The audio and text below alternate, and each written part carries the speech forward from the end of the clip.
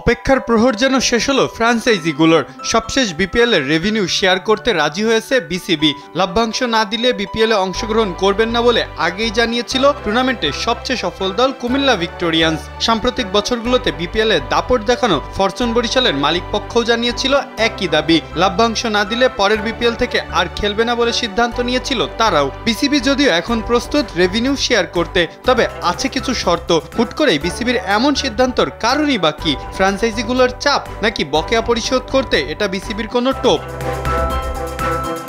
BPL শেষের প্রায় 4 মাস পার হয়ে গেলেও এখনো বকেয়া প্রায় অনেক খেলোয়াড় স্টাফের বেতন। বকেয়া টাকা না পেয়ে বিসিবি অবধি নালিশ দিয়েছিলেন বিদেশি ক্রিকেটাররাও। স্যান্ডেলিনা সো, রূপচর্চায় আভিজাত্য। এবার বিসিবি জানালো প্লে অফে খেলা 4 দল পাবে 55 লাখ টাকা, আর গ্রুপ পর্বে বাদ পড়া দলগুলো পাবে 45 লাখ টাকা। তবে আছে কিছু শর্ত। এই টাকার কত শতাংশ দলগুলো পাবে তা নির্ভর করবে দলগুলোর বকেয়া আছে কত তার উপর। দলগুলোকে বকেয়া পরিশোধ করতে হবে, তাও কোরবানি ঈদের আগেই, না হলে লভ্যাংশ তো পাবেই না, উল্টো তাদের বিরুদ্ধে আইনি নোটিশ পাঠাবে বিসিবি।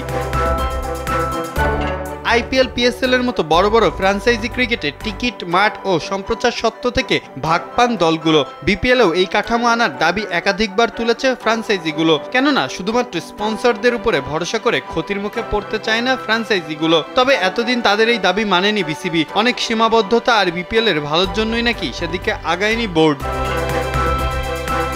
এত সফল আর বড় ফ্র্যাঞ্চাইজিগুলোর অনুরোধ না রাখলেও হুট করেই তাদেরকে লভ্যাংশ শেয়ার করতে এখন কেন রাজি হলো বিসিবি? প্রশ্ন তাই ওঠাটাই স্বাভাবিক। আসলেই কি বড় দলগুলোকে সন্তুষ্ট করতেই এই মডেলে আগাচ্ছে বিসিবি, নাকি নেহাতি বকেয়া পরিশোধ করতে না পারার দায়মুক্তি থেকে নড়বড়ে ফ্র্যাঞ্চাইজিগুলোকে একটা টোপ দিল বিসিবি? মাহফুজ আহমেদ, কালবেলা।